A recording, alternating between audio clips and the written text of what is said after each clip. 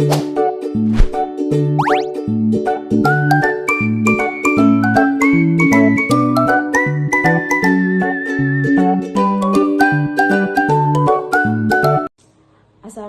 warahmatullahi wabarakatuh. Perkenalkan, nama saya Putri Rahmi dengan NIM C0D0240004 dari kelas G program studi perpajakan.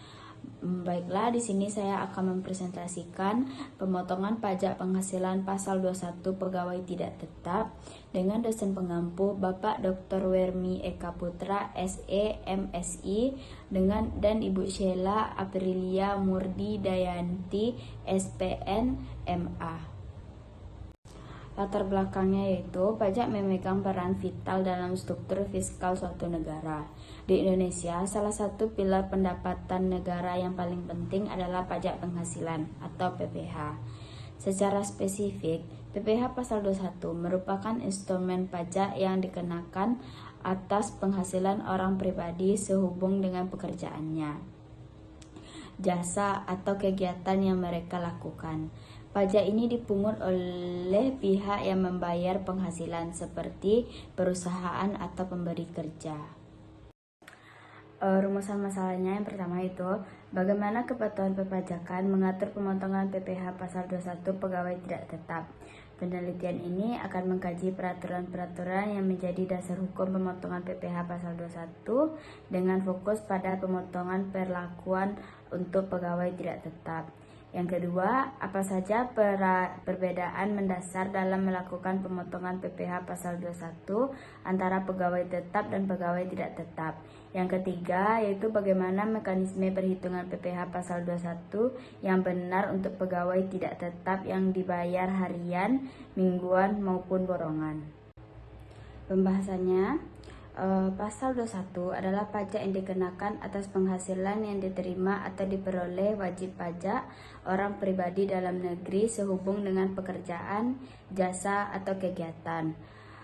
Pihak yang wajib melakukan pemotongan, penyetoran, dan pelaporan PPh pasal 21 adalah pemberi kerja, bendahara pemerintah, dana pensiun, dan penyelenggaraan kegiatan. PPh pasal 21 merupakan bentuk pajak final di mana pemberi kerja bertindak sebagai pemotong pajak. Definisi pegawai tidak tetap berdasarkan Peraturan Direktur Jenderal Pajak atau PER Nomor PRR 16 PJ 2016. Pegawai tidak tetap atau tenaga kerja lepas adalah pegawai yang hanya menerima penghasilan apabila bekerja. Penghasilan diterima dapat berupa upah harian, upah mingguan, upah satuan, atau upah borongan. Ciri utama dari pegawai tidak tetap tidak terkait dalam satu periode waktu kerja yang terukur seperti pegawai tetap, dan penghasilannya seringkali tidak diterima secara bulanan. Mekanisme perhitungan PPh pasal 21 untuk pegawai tidak tetap. Mekanisme perhitungan PPh pasal 21 untuk pegawai tidak tetap dibagi beberapa jenis penghasilan. Penghasilan upah harian, mingguan, atau satuan. Mekanisme ini didasarkan pada dua kondisi utama, yaitu batas penghasilan harian dan batas penghasilan kumulatif bulanan. A. Kondisi 1.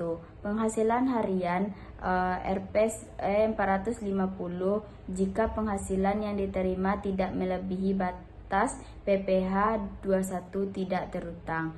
Batas ini dirancang untuk memastikan upah kecil yang diterima tidak langsung dikenai pajak yang akan mengurangi beban ekonomi pekerja. Kondisi 2. Penghasilan harian Rp 450 jika penghasilan sehari melebihi batas, selisihnya akan dikenakan tarif PPh 21 sebesar 5%.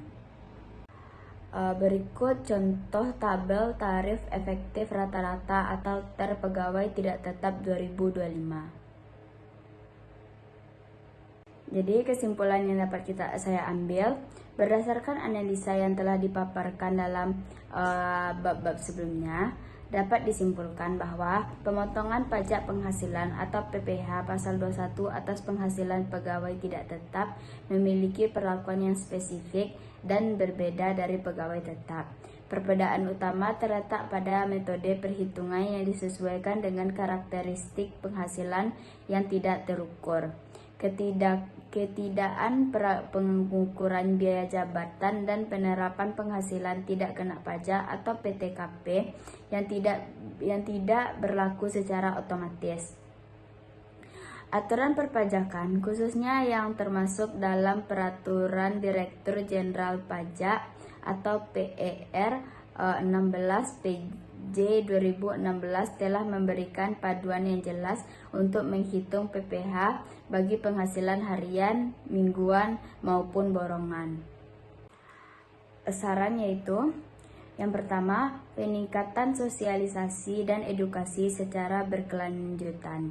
Pemerintah melalui Direktur Jenderal Pajak perlu terus melakukan sosialisasi yang masif dan terarah. Program edukasi tidak hanya menyentuh perusahaan besar, tetapi juga harus menjangkau UKM melalui platform digital yang mudah diakses, seminar, dan lokakarya. Materi edukasi sebaiknya dibuat dalam format yang sederhana dan praktis, seperti infografis atau video tutorial yang menjelaskan langkah-langkah perhitungan secara visual. Yang kedua, penyederhanaan mekanisme perhitungan. Untuk mengurangi kompleks dan potensi kesalahan, pemerintah dalam mempertimbangkan penyederhanaan mekanisme perhitungan. Misalnya dengan menetapkan tarif yang lebih sederhana untuk penghasilan di bawah batas tertentu, atau menyediakan kalkulator pajak online khusus untuk pegawai tidak tetap. Sekian presentasi dari saya. Jika ada salah kata atau penulisan, saya mohon maaf. Saya tutup dengan Assalamualaikum warahmatullahi wabarakatuh.